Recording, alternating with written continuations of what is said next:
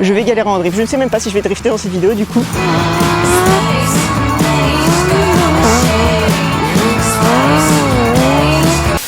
Bonjour les amis, bienvenue dans cette nouvelle vidéo. Aujourd'hui, on se retrouve enfin sur un spot digne de ce nom. Et regarde-moi ce spot. Il est petit mais la taille ne compte pas. On va enfin pouvoir rouler cette douce petite 636. Est-ce que certains se rappellent de la tête qu'elle a? Je sais, elle n'apparaît pas beaucoup en vidéo. La dernière fois, nous avons fait quelques petits travaux de modification, notamment cette bulle coupée qu'on s'est décidé à couper au dernier moment. Nous n'avons toujours pas travaillé les finitions. D'ailleurs, tu peux voir, il y a toujours des bordures dégueulasses là qu'on peut arracher avec les ongles. Si jamais je me pète pas un ongle, tu vois, en les retirant. Nous avons monté les petites crash cages, nous avons monté le réservoir qui n'est pas un moindre détail puisqu'on ne voit que ça sur la moto maintenant. Rappelez-vous également, cette moto a un frein d'une valeur d'environ 1500 € avec son système Hell Performance que nous sommes en plein test de performance niveau stunt. Donc on a le petit étrier de frein au pied, tu prends la durite là, tu la suis, voilà, pédale de frein. Donc petit étrier double piston Hell Performance, et pour le frein à main, nous avons deux, donc hop, hop, tu vois là ils sont liés, hop, tu suis les durites encore une fois, deux étriers, 4 pistons chacun, donc tu as 8 pistons, ta durite, hop, elle va dans son cul et elle ressort au guidon là-bas, sur ce petit mètre cylindre ici. Oh t'es mignonne Charlotte, tu cherchais là parce que t'as vu la durite ressortir. Oh t'es mignonne, t'essayais de suivre. Non, ça m'a dit c'est le frein avant. Frein avant, mètre cylindre Hell Performance, monté sur le freinage d'origine. Incroyable. Nous sommes donc sur un setup moto de compétition quand même. Je n'ai pas mis encore de tout ce qui est cale-pied arrière. Je n'ai pas mis de transmission de stunt, de pure stunt. J'ai mis une transmission un petit peu plus longue. Viens voir, je te rappelle ça non plus, tu vois, je t'avais pas forcément montré. Ici, tu vois, il y a écrit un 54, ça veut dire qu'il y a 54 dents sur la couronne.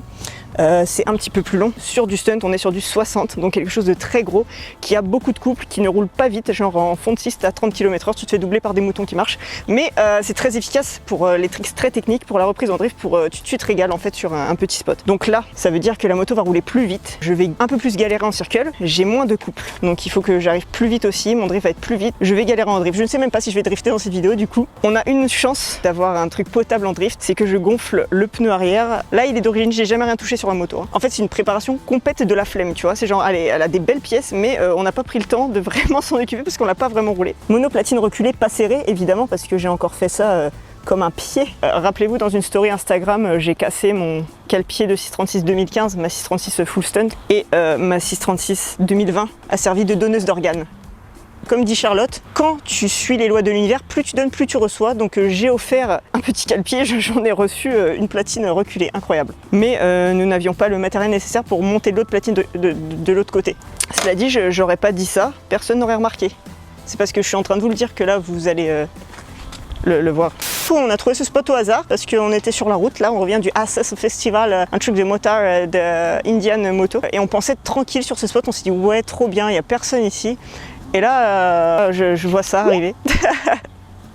Ça va. Bon, il roule en Honda, c'est pas de sa faute, mais non, je rigole. Regardez cette Honda, c'est intéressant quand même. Les gens sur ma chaîne, ils n'ont pas l'habitude de voir ça. Thomas, il roule avec un petit FS, donc ça c'est un F4. F4i, ouais. F4i, donc I pour injection, faut préciser. F4, parce que le FS a une coque sport, tu vois. C'est là la coque F4, qui a pas de coque d'ailleurs. Donc ça, c'est la base dans le stunt. Et c'est une moto en fait indestructible. Bah, c'est pour ça que j'ai pris ça moi. C'est indestructible au niveau du châssis, au niveau du moteur. C'est la moto, même sans huile, elle roule quoi. La définition d'Honda en fait. Il a une petite couronne de 70 par contre. Incroyable. C'est fou. Et là, elle est full stunt. Donc tu vois, il y a des protections partout. On va aller en sel. En poivre.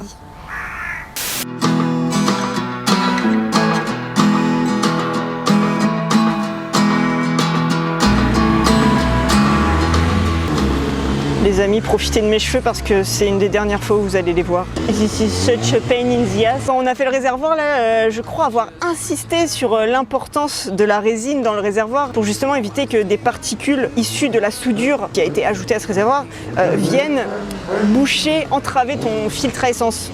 J'ai très insisté sur ce point. Et là, je suis en train de retirer des petits morceaux de pâte à joint. Vous savez, la pâte à joint que j'avais mis pour étanchéifier la résine et pour pas qu'elle aille dans le filetage. Sauf que j'ai mis la mauvaise pâte à joint. Et là, elle est en train de s'effriter et tout est en train de tomber dans le réservoir. C'est une catastrophe, les amis. Et les amis, on n'oublie pas, Et les amis, on compte sur vous pour liker cette vidéo, pour vous abonner et activer la petite cloche pour être au courant de toutes les vidéos qui vont sortir. C'est ça qui nous aide vraiment. So let us walk right into the forest, to the trees and the rising sun.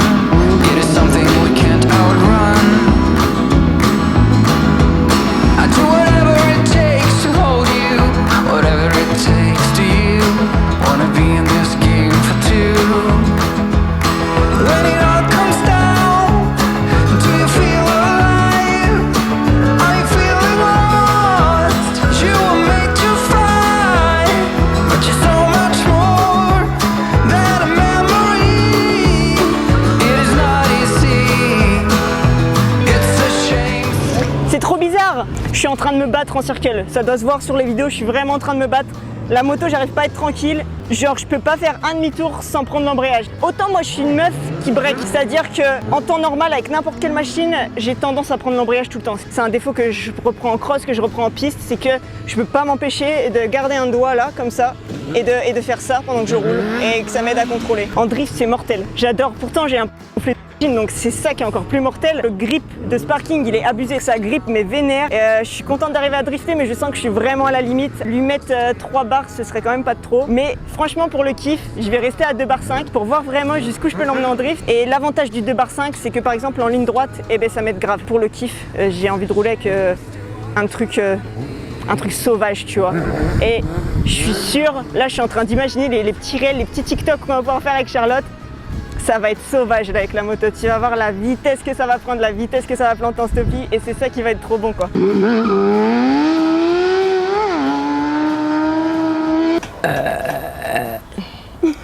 Bon ben moi qui disais que je ferais peut-être pas de drift, je me retrouve sur une session composée de 95% de drift. Ah c'est violent, attends je récupère mes bras et mes tympans. Ouais, j'ai la bonne idée de mettre une ligne complète. 954 CBR qui nous a rejoint. Mais ça c'est des Honda, faut des couilles tu vois.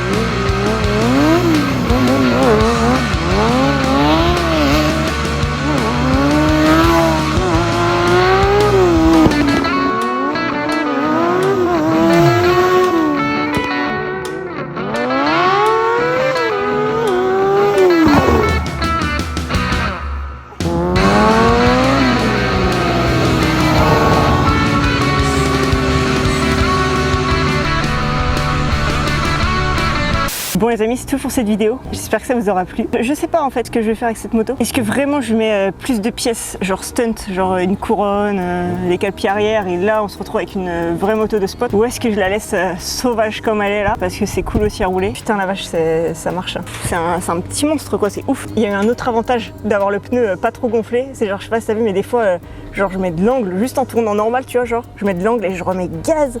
Et genre comme le pneu est pas trop gonflé, tu vois, bah genre le grip il reste et genre la moto elle est sur l'angle comme ça et elle repart en wheeling, alors que normalement t'es gonflé à 3 barres, tu fais ça, la moto elle part en drift.